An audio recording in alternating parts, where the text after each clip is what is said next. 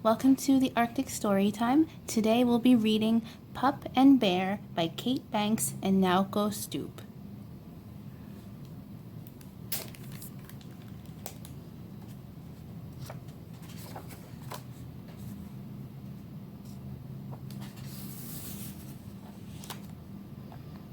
Whoosh!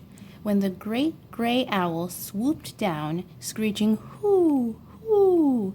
the Arctic wolves knew that the big freeze was on its way.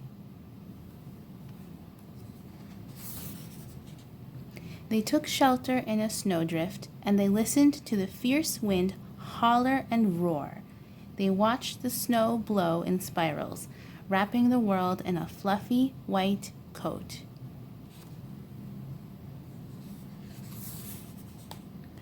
But then the wind's bitter cold breath turned warm, and the sun appeared. The big melt came, and one lone pup found itself on a sheet of ice spinning out to sea.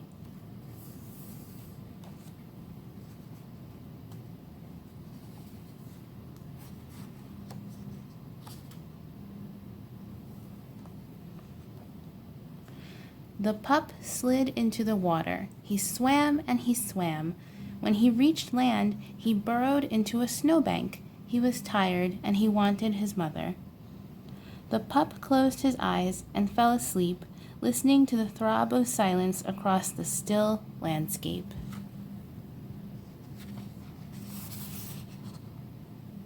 He woke to the feel of a cold nose against his fur. The smell was familiar. It was a polar bear. "You are not my mother," said the pup, flattening his ears against his head. "I am not your mother," said the polar bear, "but I can cuddle you and keep you safe."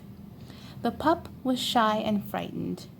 "Aren't you going to eat me?" he asked. "Polar bears eat wolves." "Not this one," said the polar bear, shaking her head. "Climb on my back, and I will take you to my den."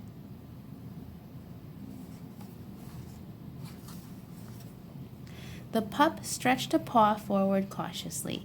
Then he climbed onto the polar bear's back, and they crossed the tundra under the watchful eyes of a trio of baby puffins learning to fly.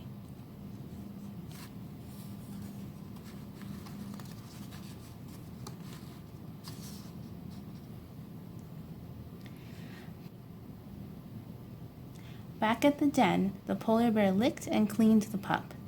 "I am not your mother," she said, "but I can feed you and keep you warm."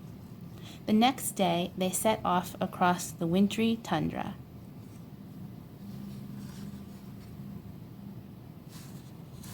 When they spotted a walrus with long, sharp tusks, the polar bear bellowed and chuffed. "Where are we going?" asked the pup as they neared the water. "I am not your mother," said the polar bear, "but I can show you where to catch a fish." They passed a snow goose perched on a nest of eggs. They sniffed the trail of a seal as he tried to outsmart them. And they stopped at the water's edge, where the fish and the lemmings came and went in a wondrous wheel of life.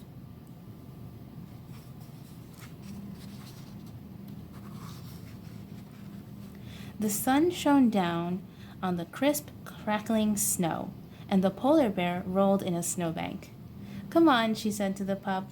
"I am not your mother, but I can play with you." But when the pup tugged too hard at the polar bear's fur, the bear growled. "I am not your mother," she said, "but I can scold you." Then she nuzzled the pup and tickled his belly. Tired at last, the pup curled against the bear, and they napped, listening to the wind whimper and sigh.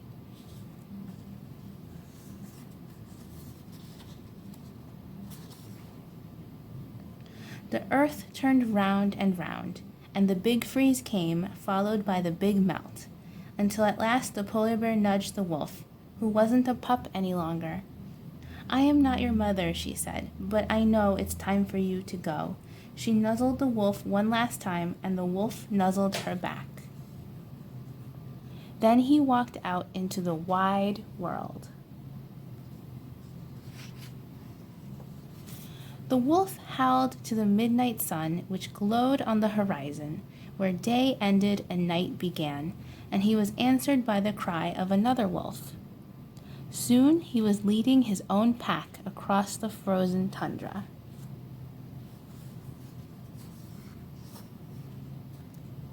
Then one day the wolf came upon a polar bear cub huddled in a snowdrift. "Where is your mother?" asked the wolf, but the cub didn't know. The wolf sniffed the cub and rubbed its fur with a wet nose. "You are not my mother," said the cub, cowering.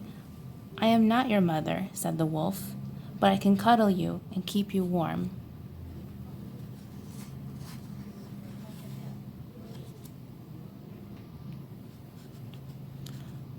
"Aren't you going to eat me?" asked the cub. "Wolves eat polar bears." "Not this one," said the wolf, shaking its head. "Climb on my back, and I will take you to my den." The polar bear clambered onto the wolf's back. "I am not your mother," said the wolf, "but you can stay with me until you're big enough to be on your own." And the wolf led the pack back across the tundra, along the path that went round and round in the wondrous wheel of life. The end. That was Pup and Bear by Kate Banks and Naoko Stoop. I hope you enjoyed reading the story with me. Until then, take care and have a good day.